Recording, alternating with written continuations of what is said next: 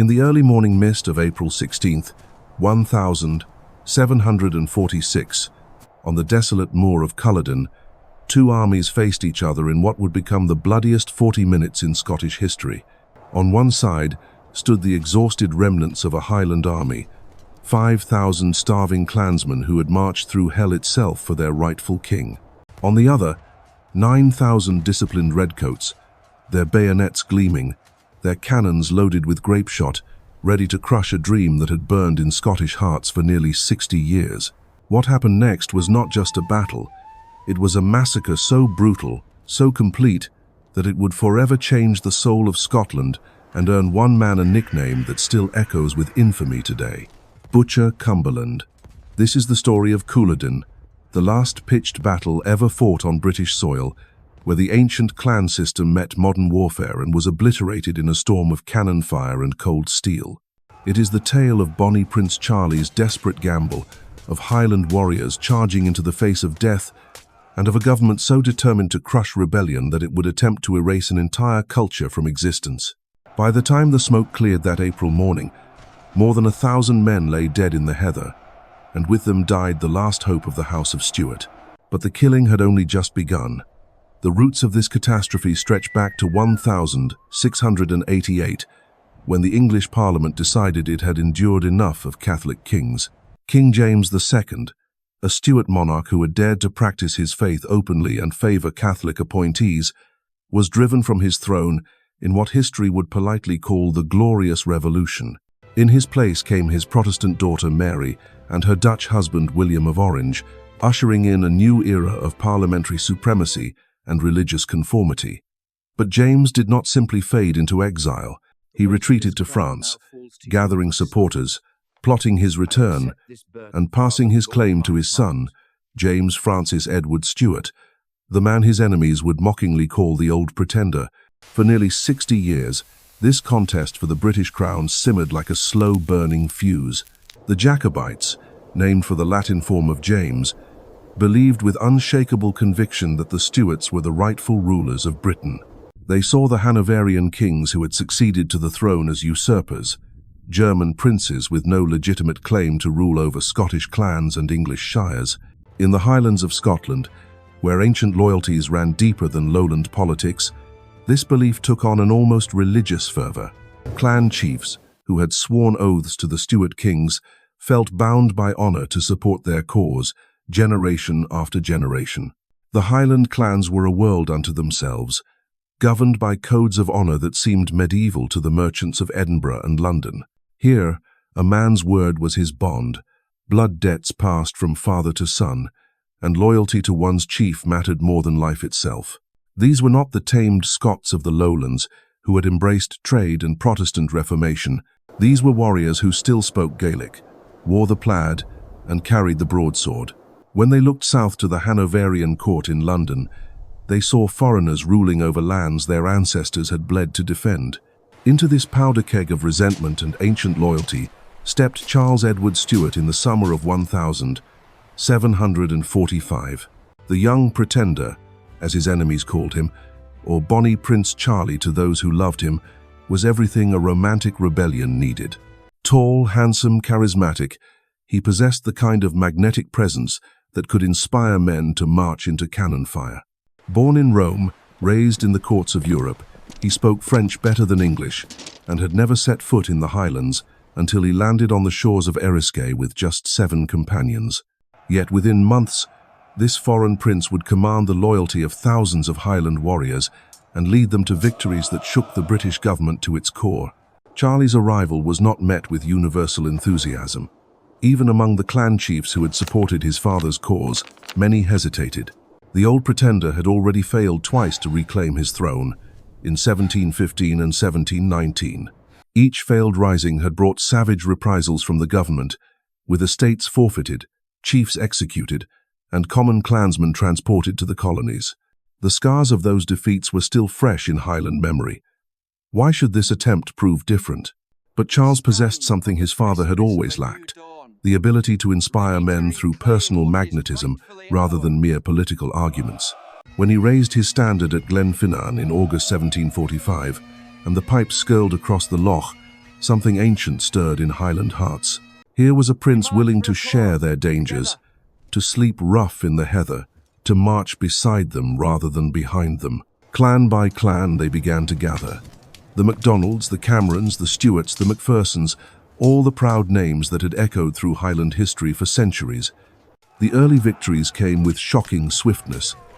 At Prestonpans in September, the Highland charge proved unstoppable against government forces unprepared for its ferocity. Redcoats who had trained to fight European armies found themselves facing warriors who fought like their ancestors had at Culloden, screaming Gaelic war cries as they swung broadswords with terrifying skill.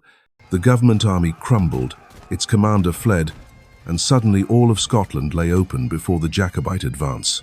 Edinburgh fell without a siege. The Scottish capital, that proud bastion of Presbyterian respectability, opened its gates to a Catholic pretender backed by Highland savages. In the drawing rooms of the new town, ladies who had never spoken Gaelic found themselves curtsying to clan chiefs whose grandfathers had been branded as outlaws. It was a world turned upside down, and for a brief, intoxicating moment, it seemed as if the old Scotland might yet triumph over the new. But Charles Edward Stuart had not come to rule Scotland alone. His eyes were fixed on the greater prize, the throne of England itself. Against the advice of his Scottish supporters, he ordered the army south.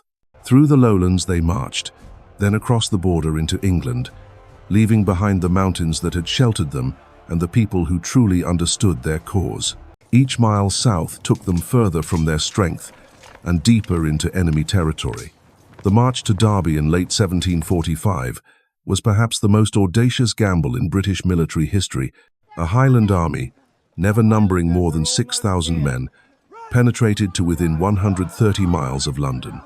In the capital, panic reigned. King George II prepared to flee to Hanover. The Bank of England suspended cash payments.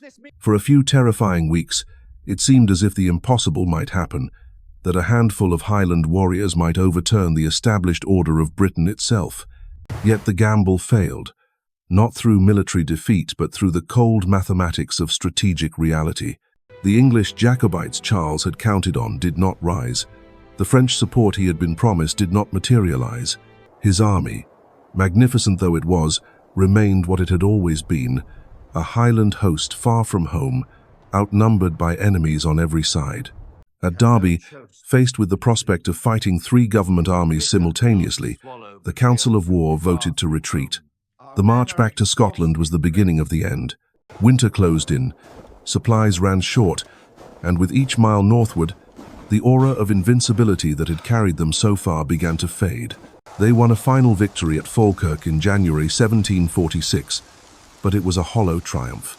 Government reinforcements were pouring into Scotland, led by a commander who understood Highland warfare better than any of his predecessors. William Augustus, Duke of Cumberland, had studied the lessons of Prestonpans and Falkirk. He would not make the same mistakes. The Highland army that gathered on Culloden Moor that fateful April morning was a shadow of the force that had conquered Scotland and invaded England. Hunger had thinned their ranks as much as battle.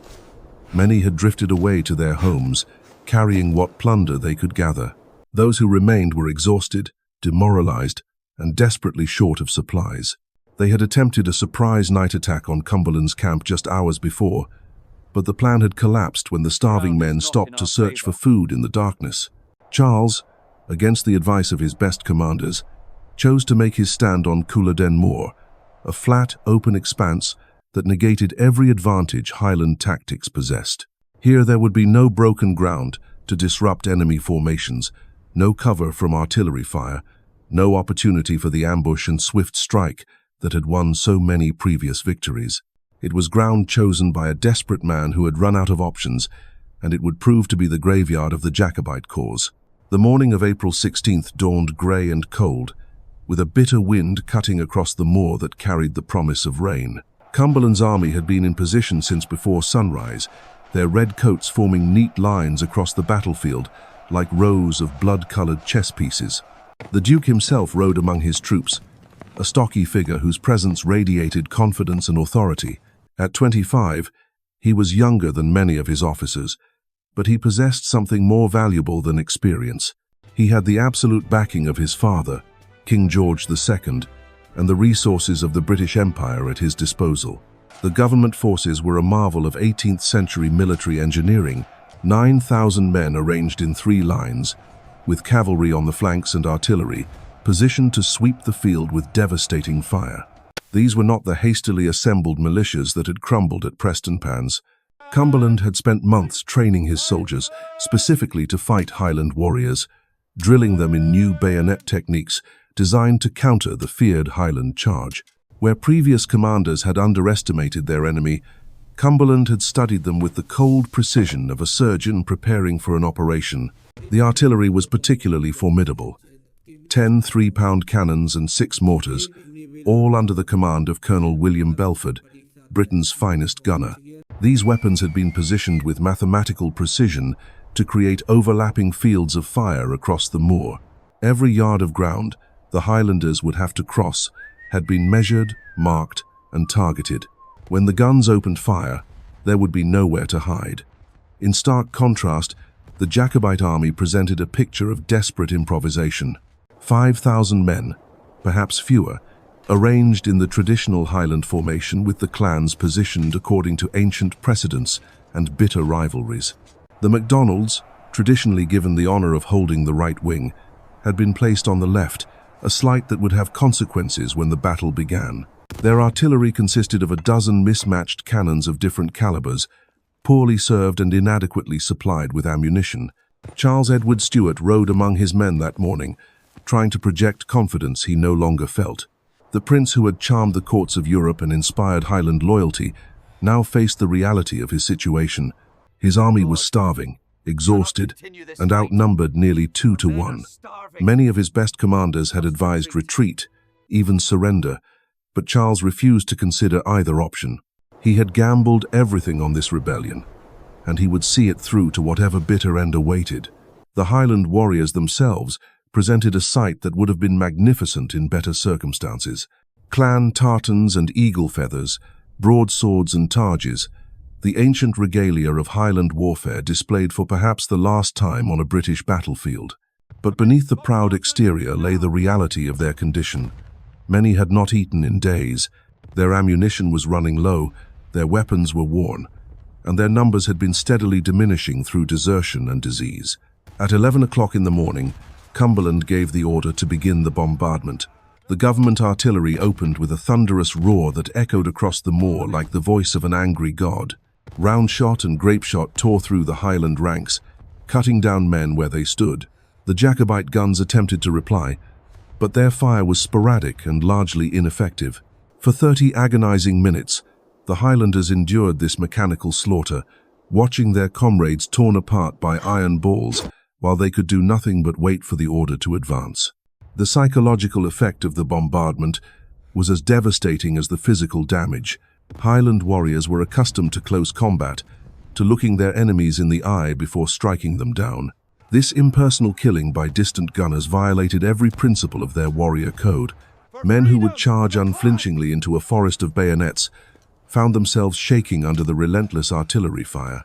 Finally, unable to endure the slaughter any longer, parts of the Highland line began to move forward without orders. The Macintoshes and Macleans on the right wing started the advance, followed reluctantly by other clans. It was not the coordinated assault that might have succeeded, but a ragged, desperate charge by men driven beyond endurance. The Highland charge, that terrifying tactic which had won so many previous victories, met its match on Culloden Moor. As the clansmen surged forward through the smoke and rain, they encountered obstacles their ancestors had never faced. The government troops stood firm in their lines, no longer the frightened recruits who had fled at Prestonpans. Cumberland's drilling had taught them to present a wall of steel that would not break. When the Highlanders reached the government lines, they found themselves facing a new and deadly tactic.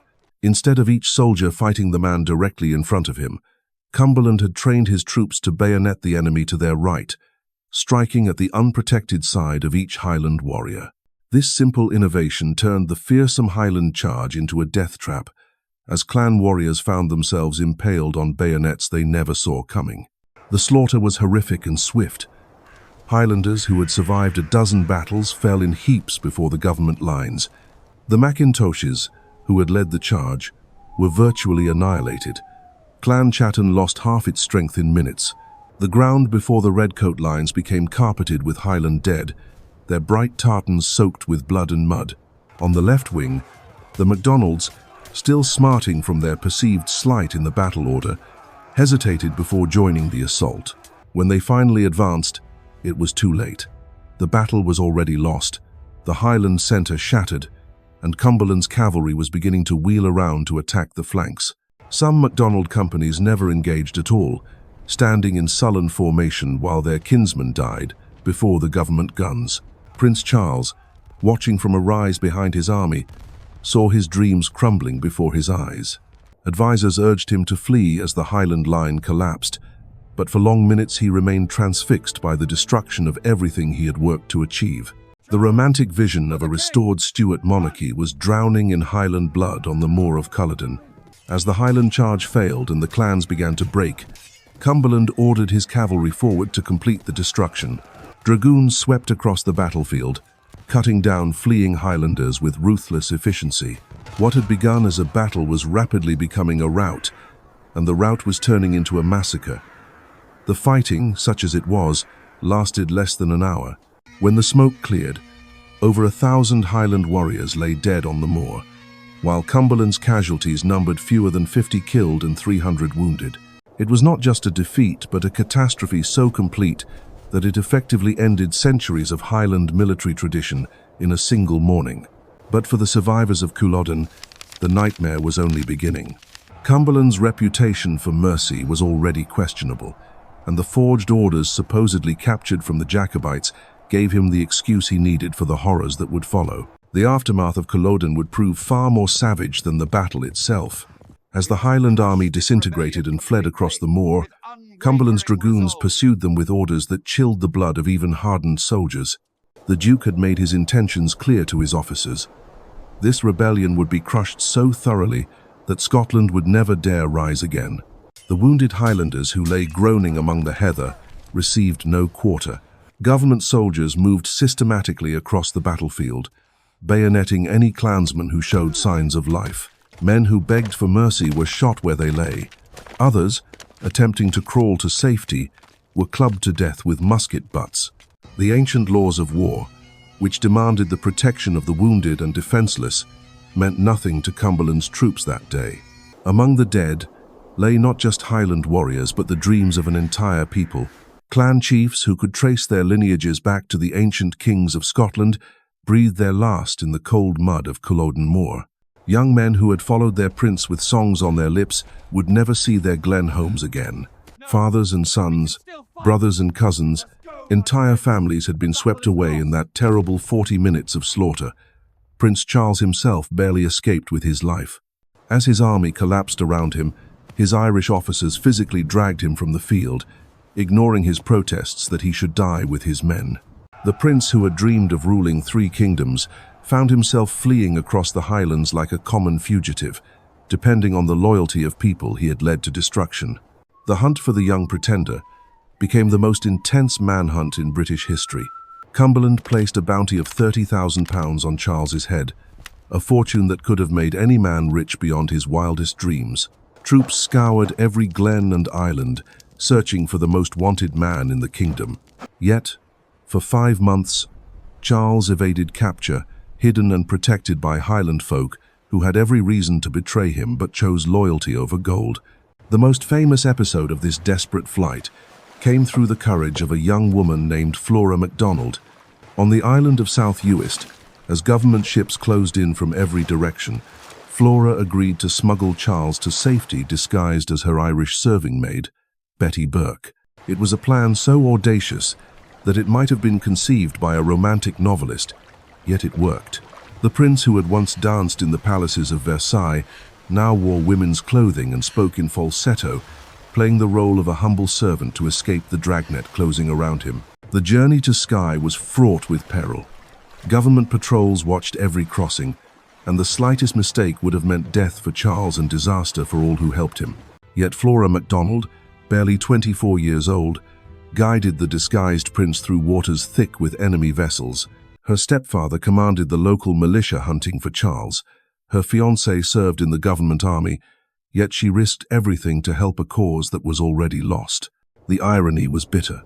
Flora represented everything the Jacobite cause claimed to fight for, the loyalty and courage of the Scottish people. Yet her bravery could not restore what had been lost at Culloden. Charles would eventually escape to France aboard a frigate, but he carried with him only the hollow title of a king without a kingdom. Behind him, he left a Scotland that would never be the same. Cumberland's soldiers had not been content with their victory on the battlefield. In the weeks and months following Culloden, they embarked on a campaign of terror designed to break the Highland spirit forever. Villages that had harbored Jacobites were burned to the ground. Cattle were slaughtered or driven off, leaving families to face starvation. Any man found carrying arms was shot on sight, and many who carried nothing more dangerous than a dirk for eating were executed as rebels. The atrocities committed in the name of preventing future rebellion shocked even hardened observers. Wounded Jacobites were dragged from their hiding places and murdered in cold blood. Barns filled with injured men were set ablaze, their occupants burned alive. Women and children who had committed no crime beyond belonging to the wrong clan were driven from their homes to wander the hills without shelter or sustenance. Cumberland himself seemed to take pleasure in these brutalities. He toured the Highlands like a conqueror, surveying a defeated province, issuing orders for increasingly harsh measures. His correspondence with London reveals a man convinced that only through terror could Scotland be pacified. The nickname Butcher Cumberland, initially applied by his enemies, began to be whispered even by his own supporters, who were appalled by the scale of the repression. The government in London, initially supportive of Cumberland's harsh methods, soon realized that stronger measures were needed to ensure Highland submission. Military force alone could not guarantee that the clans would never rise again. What was required was nothing less than the destruction of Highland society itself. Parliament moved swiftly to enact laws that would have been unthinkable before Culloden. The Act of Proscription, passed in August 1746, was perhaps the most comprehensive assault on a culture ever attempted by the British state. Highland dress, the visible symbol of clan identity, was banned outright. Any man caught wearing the tartan faced 6 months' imprisonment for a first offence and transportation to the colonies for a second. The kilt, the plaid, the bonnet, all the garments that had made Highland warriors instantly recognizable, were declared illegal. Government agents roamed the glens, searching homes for forbidden clothing and arresting anyone who dared to wear the dress of their ancestors. The very act of looking like a Highlander became a crime punishable by exile from Scotland forever. But the attack on Highland culture went far deeper than mere clothing. The Act of Proscription also banned the carrying of weapons, effectively disarming a people who had always regarded the sword as the mark of a free man. Clan chiefs who had ruled their territories like medieval princes found their ancient powers stripped away by parliamentary decree. The heritable jurisdictions that had allowed them to dispense justice and command absolute loyalty were abolished, replaced by courts answerable only to Edinburgh and London. Even music fell victim to the cultural warfare. Bagpipes, the stirring instrument that had called Highland warriors to battle for centuries, were declared weapons of war and banned accordingly. Pipers caught playing the ancient airs faced the same penalties as men found carrying swords. The very sounds that had echoed across Highland glens since time immemorial were silenced by Act of Parliament. The Gaelic language itself came under assault. Children were forbidden to speak their native tongue in schools, forced instead to learn English if they wished to receive any education at all. Ministers were ordered to preach only in English, cutting off entire communities from religious instruction they could understand. Within a generation, the government hoped Gaelic would disappear entirely, taking with it the oral traditions that preserved Highland history and identity. Perhaps most devastating of all was the seizure of Jacobite estates. Clan lands that had been held by the same families for centuries were confiscated by the crown and sold to the highest bidder. Ancient ties between chief and clan, bonds that had held Highland society together since the dawn of history, were severed by the cold machinery of English law. The blood-soaked moor of Culloden marked more than the end of a battle. It witnessed the death of an entire way of life, the final chapter in a story that had begun with ancient kings and ended with mass graves. In 40 minutes of mechanized slaughter, Cumberland's cannons had accomplished what centuries of English policy could not. They had broken the Highland spirit and scattered the dreams of the House of Stuart to the wind like smoke from a dying fire. The clans would never rise again. Their tartans banned, their language silenced, their chiefs reduced to landlords collecting rent from tenants who had once been warriors.